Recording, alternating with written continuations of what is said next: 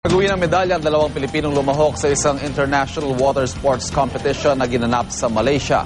Ang isa sa kanila, kampyon sa skimboarding. Narito ang report ni Bam Alegre.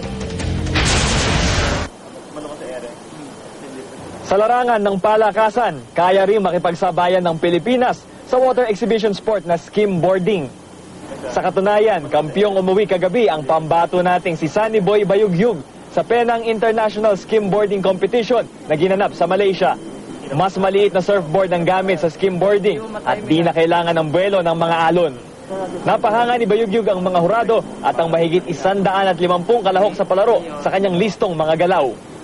First time din na nakalabas ng ibang bansa. Tapos first time pa lang na na champion. So, di ba, masaya.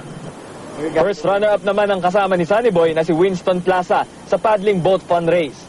Pero bukod sa mga hamon na hinarap nila sa kompetisyon, mas nahirapan daw sila sa problemang naranasan nila sa immigration bago pa man nakaalis ng Pilipinas.